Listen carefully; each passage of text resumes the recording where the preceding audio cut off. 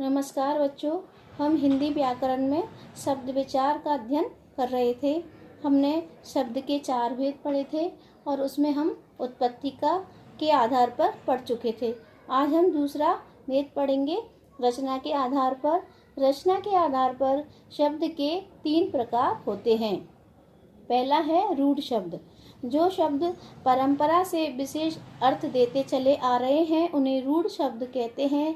इनके खंडों के अर्थ नहीं होते हैं, इनके टुकड़े करने पर इनका कोई अर्थ नहीं निकलता है, जैसे बच्चा, महिला, पशु, रस्सी, झंडा, जमीन आदि। दूसरा है यौगिक शब्द। 2 या अधिक शब्दों से मिलकर बनने वाले शब्दों को यौगिक शब्द कहते हैं। इनके टुकड़े करने पर प्रत्येक खंड के अर्थ होते हैं, जैसे प्रधानमंत्री यानी बड़ा मंत्री, जो मुख्य होता है वह। जैसे लघु कथा, लघु प्लस कथा यानी कि छोटी कहानी।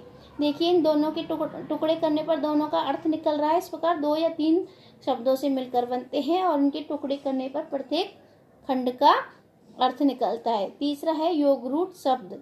ऐसे शब्द जो यौगिक तो होते हैं किंतु जिनका प्रयोग किसी विशेष अर्थ में किया जाता है उन्हें हम योगरूढ़ शब्द कहते हैं। जैसे त्रिलोचन, 3 है नेत्र जिसके। हिमालय, हिम प्लस आलय यानी कि बर्फ का घर या बर्फ, जहाँ बर्फ से बना हुआ होता है, हिम से वो।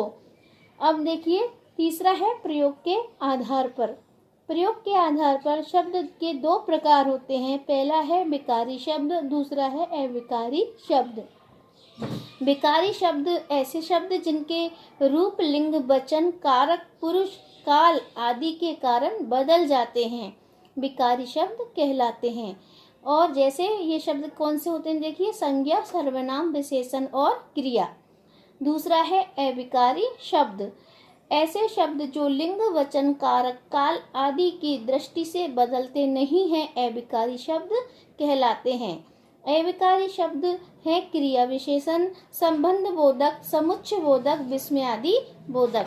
अब शब्द का चौथा भेद है अर्थ के आधार पर। अर्थ के आधार पर शब्द के निम्नलिखित भेद होते हैं। पहला है सार्थक और दूसरा है निरर्थक। देखिए, सार्थक भेद क्या है? ये वे शब्द जिनका कुछ न कुछ अर्थ होता है वे सार्थक शब्द कहलाते हैं। सार्थक शब्दों के कुछ प्रकार निम्न हैं। देखिए, कौन कौन से प्रकार हैं? पर्यायवाची, विलोम, अनेकार्थी, वाक्यांशों के स्थान पर एक शब्द, समरूपी भिन्नार्थक शब्द। हमने ये पिछली क्लास में भी पढ़े थे। देखिए, पर्यायवाची शब्द क्या होता है? जिन शब्दों के अर्थ समान होते हैं उन्हें हम पर्यायवाची शब्द कहते हैं। जैसे देखिए, मित्र के पर्यायवाची शब्द होते हैं दोस्त, साथी, सखा आदि। अब है दूसरा विलोम शब्द। ऐसे शब्द जो विपरीत यानी उल्टा अर्थ देने वाले शब्द होते हैं उन्हें हम विलोम शब्द कहते हैं। जैसे आया का होता है गया, अगली का होता है पिछली आदि। तीसरा है अनेकार्थी शब्द। एक से अधिक अर्थ देने वाले शब्दों को अनेकार्थी शब्द कहते हैं। जैसे उत्तर, जवाब। एक दिशा, उत्तर के देखिए 2 शब्द हो गए, एक तो जवाब देना और उत्तर एक दिशा होती है। घट, एक तो घड़ा होता है और एक घट हम शरीर को या हमारे हृदय को भी कहते हैं, और एक घट कम को भी कहते हैं। चौथा है वाक्यांशों के स्थान पर एक शब्द। अनेक शब्दों के बदले आने वाले शब्द को वाक्यांशों के स्थान पर एक शब्द कहते हैं। जैसे देखिए, जिससे भय न हो वह क्या कौन कहलाता है? निर्भय। जो पढ़ा लिखा न हो वह अनपढ़। अब 5वां है समरूपी भिन्नार्थक शब्द। ऐसे शब्द जो देखने में तो एक जैसे लगते हैं परंतु अर्थ अलग अलग होते हैं, उन्हें हम समरूपी भिन्नार्थक शब्द कहते हैं। जैसे